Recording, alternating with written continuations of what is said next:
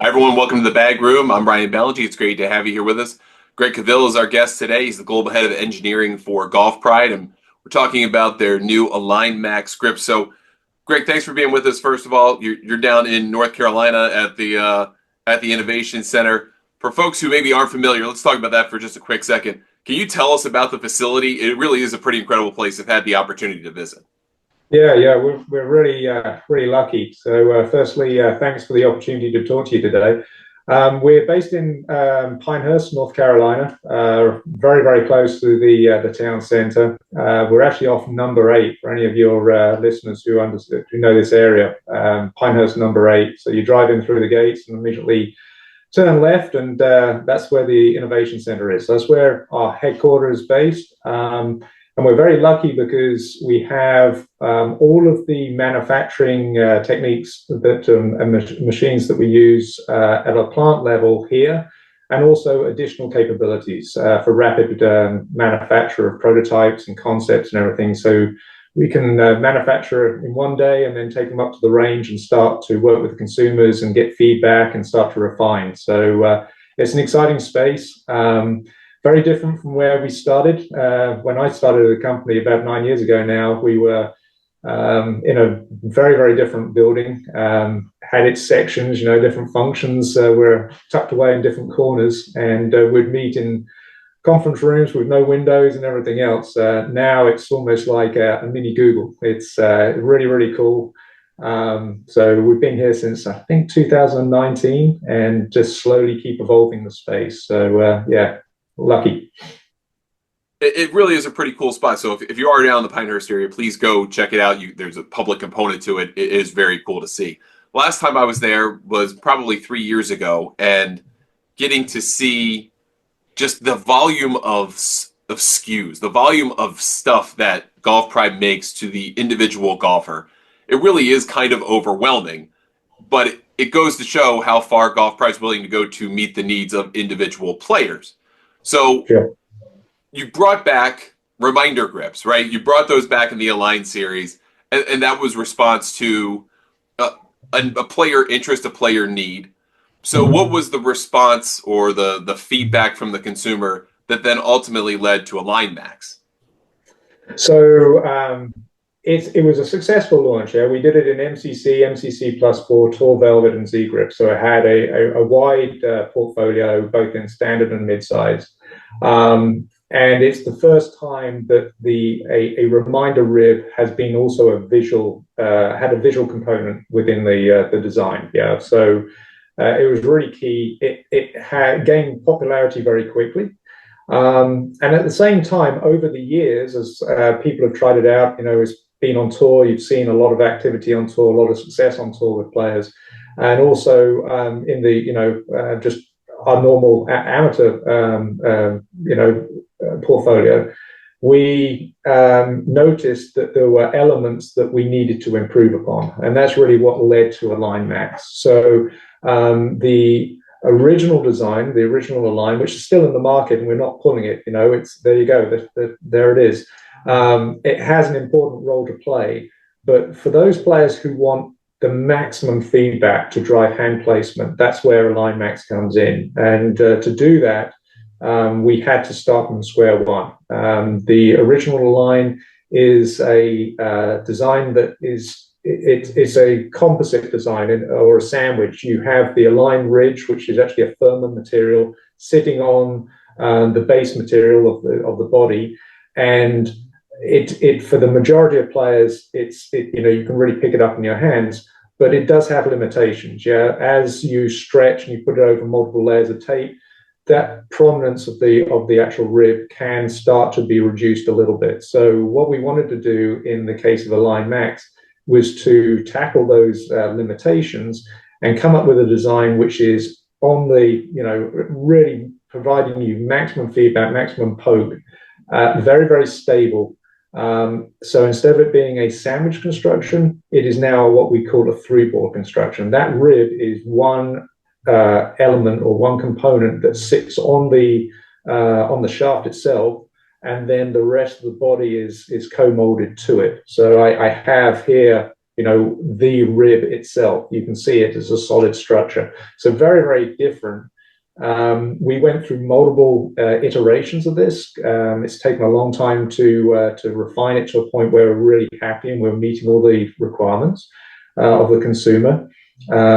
That goes from the actual material we're using, the specification of that material, firmnesses, etc., right the way through to the cross section of it, making sure that it's not too aggressive in the hands, it's comfortable, it's engaging, but at the same time, it leads to consistent hand placement. That's what it's all about. Were the original lines a challenge for players who might have wanted a bigger grip or multiple wraps underneath that grip in the installation? Yeah, the original line, we found that certainly in the upper hand, where you've got the thickest part of the material, we certainly, as you went up in size, like for a mid-size, for example, the amount of poke would be reduced, and that obviously is not playing on the theme, and we understood that. And hence, that was one of the big things we needed to tackle with Align Max, making sure that it doesn't matter what size you're playing, how you're actually customizing the grip once you've purchased it and put it on your clubs. It can be one layer of tape, it can be 4 layers of tape. It's going to give you the same amount of performance. So it's a consistency story, not just in install, but also how it engages with the hands. What I would say is that we can provide you with this technology, but it's still you still need to take care in how you use it. Yeah, you need to really focus on when you place your hands on the grip, making sure that that line is in the same place every single time. It's there for feedback, but it's almost like a steering wheel. Yeah, you can place your hands on the steering wheel in multiple ways, and therefore you might not get the benefit of the car, in terms of its responsiveness and stuff. It's the same with the Align.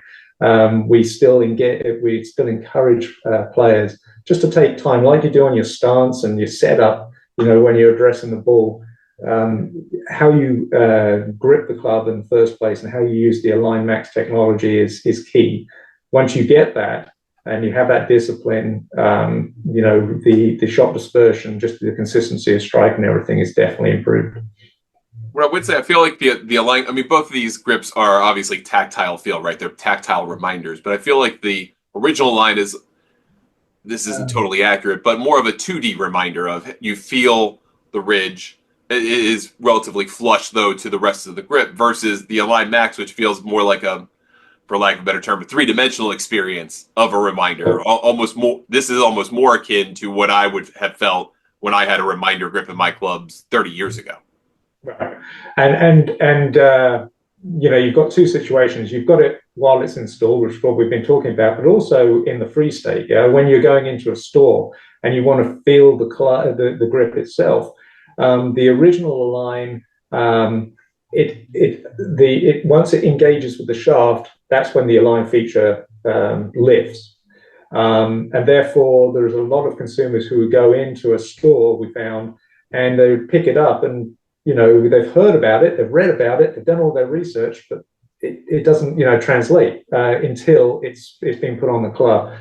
With this design, with the Align Max, it is static, and it doesn't matter if it's uninstalled or installed on the club. You are going to feel it. To your point, it's 3D. So it also helps in, describing the benefit right from the get-go. As soon as you pick it up out of the basket of your local retailer, you will understand what the Align is all about. And then it's up to you just to decide on the appropriate size and also the style, whether you want +4 or whether you want standard profile. I think we all probably on the consumer side just kind of take for granted that these things happen and they're produced and made. But there's a lot of work that obviously went into making a 3-dimensional ridge happen, the application of it, the design of it, width of it. How much iteration goes back and forth with your team figuring out the proper width, whether in this case it's smooth or there's different tactile elements inside of that ribbing? How does all of that unfold among your team?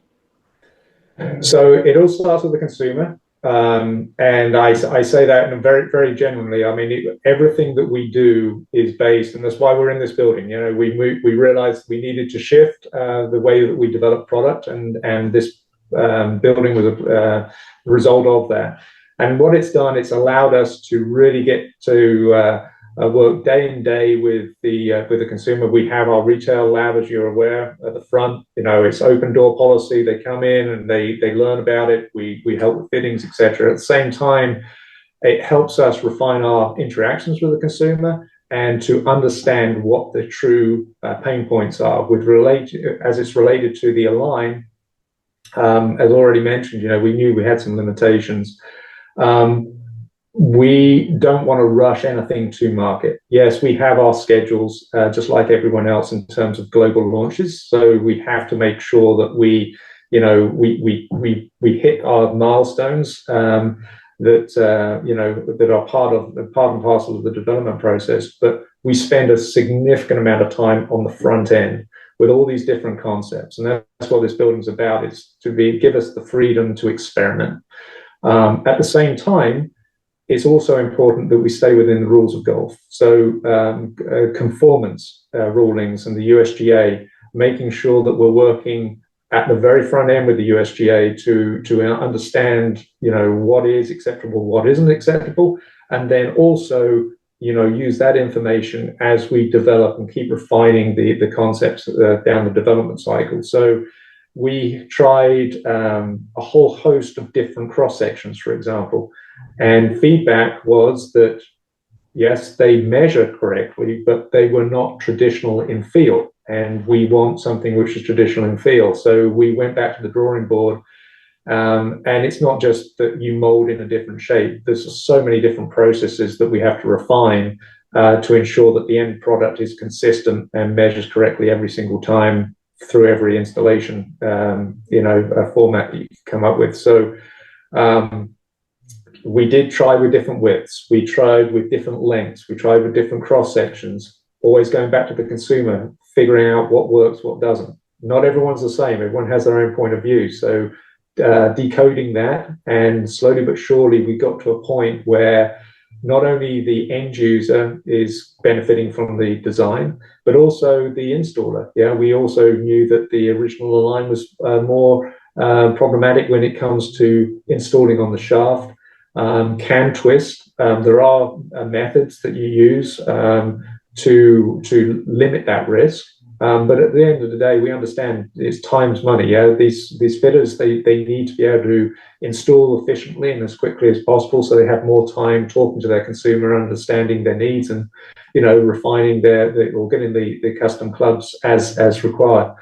So we've tried to also tackle that and make the grips themselves torsionally more stable, so they're easier to apply.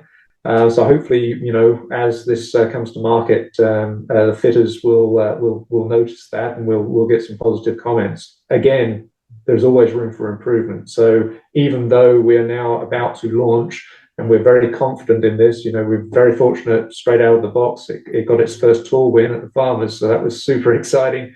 We are still open to receiving, feedback that we can then take on board, and we will continue to experiment. And if it's this or it's continued line extensions, hopefully those improvements will keep on coming. But yeah, it takes a long time. And once you have concepts, it's one thing to be able to do 10, 15 of these grips and get them in the hands of consumers. It's another thing when you're actually manufacturing millions of them. Yeah, so there is also a lot of collaboration with our manufacturing teams, our operational teams, making sure that our quality, that Golf Prize is known for, is maintained no matter what. And that takes a lot of time. Working with our on-site R&D teams at the manufacturing facilities, and also the operations teams, making sure that we've got control plans in place. There's always a surprise around the corner with regards to manufacturing challenges. We design for manufacture. We have robust processes to do that. At the same time, there's always something which comes across, and we have to work to solve for that as well, without compromising the overall concept. That's the big challenge. Obviously, the reminder piece of this is kind of the star of the grip, right? But in terms of the manufacturing process and having the ridge not necessarily not be co-molded into it in the same way the Aligns were, does that create manufacturing opportunities for different varieties of this grip in the Align Max that maybe didn't exist in the Align? Potentially, yeah, great question. We're always looking, we firmly believe in the Align technology. We have data showing its benefit. At the moment, it's offered in the MCC family. There are also, we have it on tour at the moment in Tall Velvet and Sea Grip, and I'm sure they, come to fruition. They'll be launched at a later date. But we're also looking at ways to leverage this technology for other product lines. And in some cases, this form or this structure works to our advantage. And in other cases, it actually will be a little bit more challenging. But, we have a product roadmap for several years ahead. So we understand what and that's very important, yeah, because it's not that all of a sudden we can just switch something on. We need to, again, develop it and make sure that for that key consumer segment, that it is designed appropriately and it's giving the results that that they're expecting. So we have these timelines in the future, and then we build back, the development cycle to support that. But to answer your question, yes, this type of Align feature does allow us now to extend it into other categories if we so wish. You mentioned kind of timelines and planning, and obviously this stuff doesn't happen overnight. The design, the architecture, the engineering, all of that takes a long time. Then you've got to get to as you mentioned earlier, the manufacturing part. When did that start, and what's the lead time for that look for a new product that's coming out to market? So typically we run on about an 18-month cycle from working through concepts to, the start of production. In the case of Align Max, it was actually double that. It took a significant amount of time. One, there was a lot more work on the front end to really understand all the different consumer segments that are using the original Align, filtering down exactly what the weaknesses were, coming up with the concepts, working with the USGA way earlier to ensure that everyone, there were no surprises. Everyone was comfortable with the approach we were taking. At the end of the day, this is a much more consistent design, and that's what you're seeing with the amount of poke we're providing. But once we have got to what we call internally as a design freeze, consumer design freeze, we are then actively transitioning to our manufacturing development mode. I say that there is still a lot of early collaboration. We always have to keep in mind, front and center, design for manufacture, and we are pulling in our teams overseas to be able to facilitate in that, and also here. So we do have the same compression and injection molding machines here that we have over at our manufacturing facilities, along with additional capabilities we have here for rapid tool manufacture. But at the same time, we're doing it at a scale which is not representative of that of the plant. So the earlier you bring them in, that team, and we're in communication on a daily basis. It's not like, it's once a month or anything like that. It's truly on a daily basis because we have so many different projects running, OEM, retail, etc. But this one, because of the complexity, took a lot more dedication, a lot more dedicated time to really refine it. From the seating of the actual Align feature itself, how you get the materials which we've developed. We're not buying any compounds in. These are all any product that you buy with Golf Pride on, they are in-house compounds. We take in raw ingredients and we design our own compounds relative to the need. So it could be high durability, high traction, tack, stability, you name it. So once we get to that point, it's almost like they're having this sort of like wedge. R&D and responsibility starts to transition to manufacturing responsibility, and they start to lead the program in terms of, as we build up for volume manufacture, if that makes sense. So there is sort of like a handover of the project, but the actual core concept, the designer, the design freeze, etc., those core documents and the specifications that have been outlined to be critical to the program, they are maintained regardless. They're cast in stone. And then it's, okay, so let's identify issues that we were not able to satisfy or identify clearly here at the GIC, and then we build it out. And then on top of that, there are multiple trips to the manufacturing facilities from the team here as that process takes place. So, we don't have delays in communication at key milestones. There's always someone on hand to support and make decisions if necessary. All right, last question for you. There's a lot of heart and soul and time that goes into manufacturing something new and creating something new. For you personally, big or small, what's the thing you're most proud of with the Align Max? I think it's taking a technology that has been around for a number of years and getting it to a point where it's so refined that it makes a difference regardless of your skill level. Yeah, we're seeing it on tour. We've already had our first win. We know through the consumer testing and everything else, we always get that wow moment. That's typically, they pick it up and go, wow. Next question you typically get is this legal? Right? And once you get to that point, you've made it, you're onto something. And then the third part of it is that our OEM partners, and of course, we want to provide them with line of sight to what we're working on the retail side, because a lot of these designs get in, they take them on for the custom programs and their high-end clubs, etc. And to have the same response from the OEM teams, and of course they've seen everything, been in the industry for years and years, and again you get that wow moment, and the same question again. That's when all of a sudden it's like, yeah, this is something which has been really cool. It's been a cool journey. I know where we started. I know where we've ended up. I know the highs and the lows, and there's been many of them. We've gone through several redesigns as this has got, as it's evolved, and to see it all the way through, and then, as I mentioned, to see it come out of the box and win, and that was also cool, because graphically, I think there's been an improvement in the way it shows up also on TV. Yeah, I mean, it was clear that it was Align Max, and I saw on a lot of the social media, people all of a sudden commenting, what was that? What's that grip? That looks like an Align, but it's not an Align, not what I'm familiar with. And you see that starting to build. So, I'm excited. I think we've touched on all of the key areas where we needed to see improvement.